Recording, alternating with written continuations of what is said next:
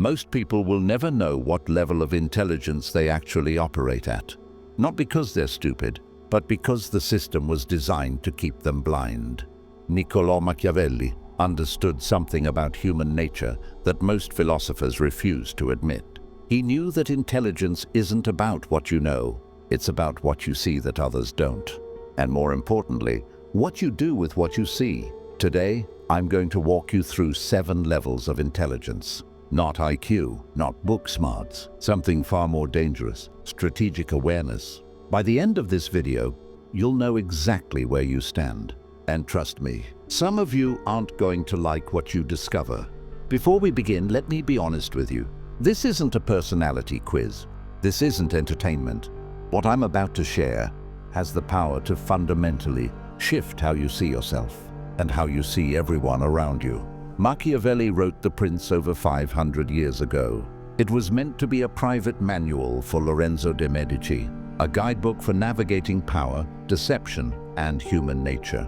But hidden within those pages was something Machiavelli never explicitly named: a hierarchy, a silent ladder that separates those who control reality from those who are controlled by it. Most people spend their entire lives stuck on the first 3 rungs, not because they lack potential, but because no one ever showed them the ladder existed.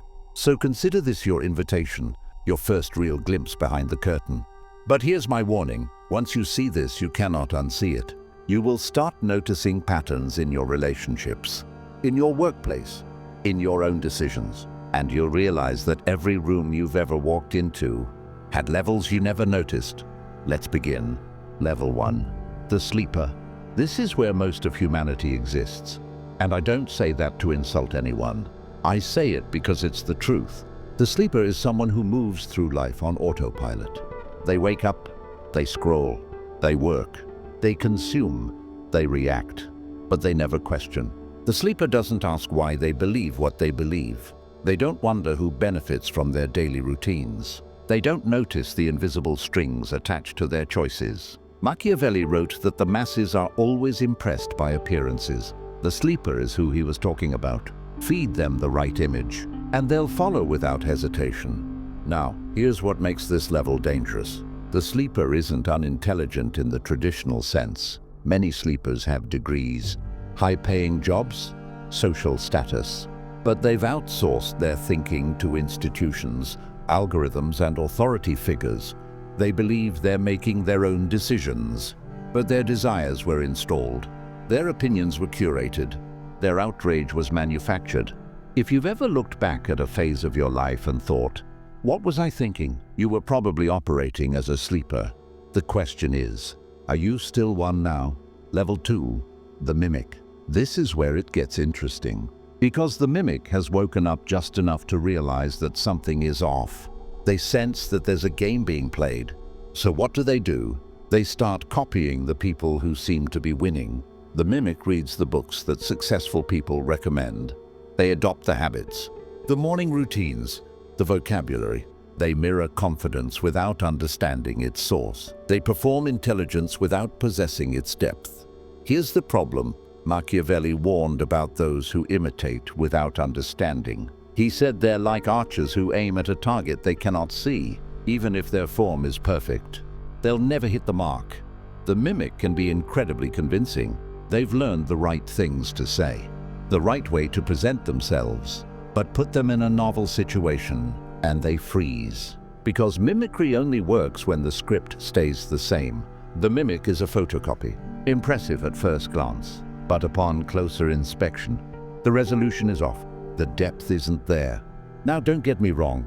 We all start as mimics. Every master was once a student copying their teacher. The danger is when you stay a mimic, when imitation becomes your ceiling instead of your foundation. If you've ever felt like an imposter, like you're performing a version of yourself rather than being yourself, you might be operating at level 2.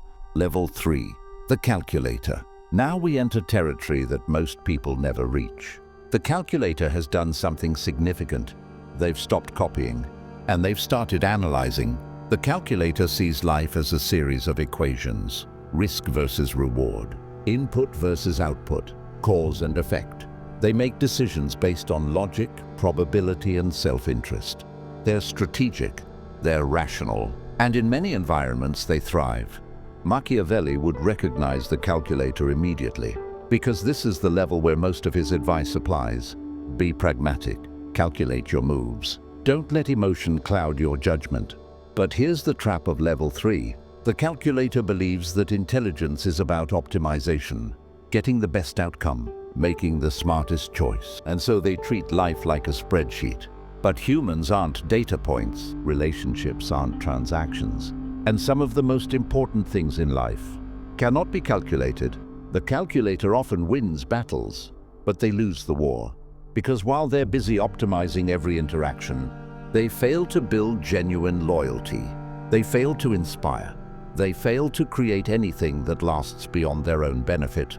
I've met many calculators in my life. They're often successful by conventional standards, but they're also often alone because people can sense when they're being calculated, and eventually they leave. Level 4, the operator.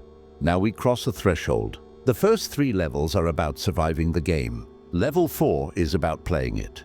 The operator has internalized something crucial. Intelligence isn't just about making smart choices for yourself. It's about understanding how to influence the choices of others. The operator knows that perception shapes reality. That timing is everything. That the same message, delivered differently, produces opposite results. Machiavelli said it's better to be feared than loved, if you cannot be both. The operator understands this. They know when to be warm, when to be distant, when to speak, when to remain silent. They've developed what I call situational fluency, the ability to read a room, to sense the undercurrents, to position themselves strategically within any social dynamic. But here's what separates the operator from everyone below them. They don't just react to situations, they create them. The operator understands that if you wait for opportunity, you're already behind.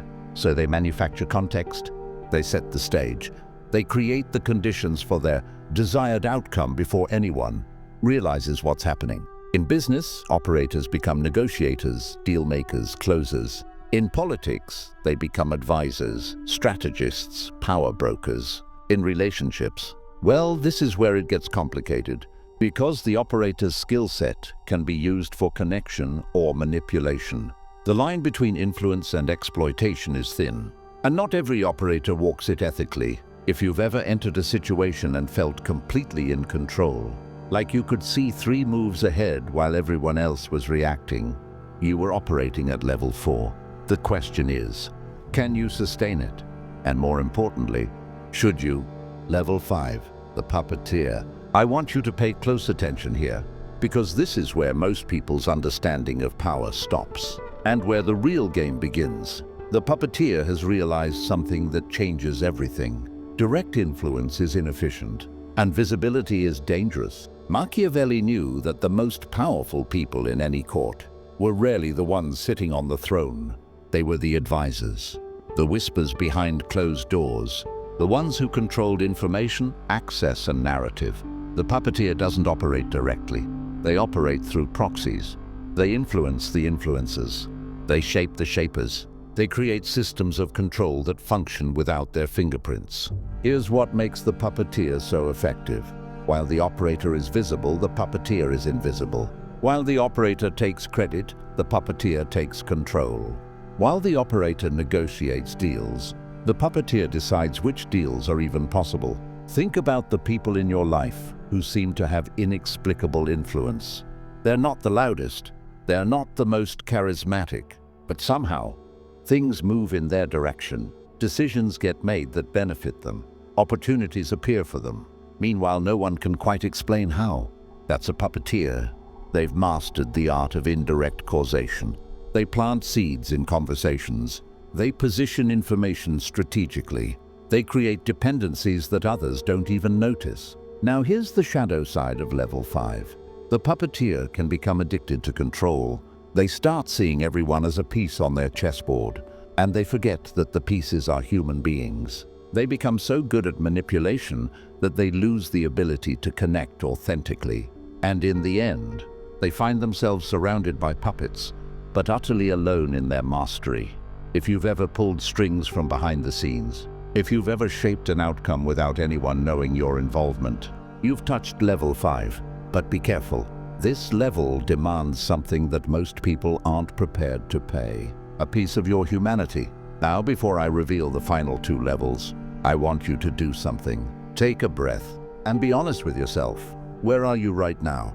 Don't answer where you want to be. Answer where you actually operate. Because the next 2 levels, they're not about intelligence anymore.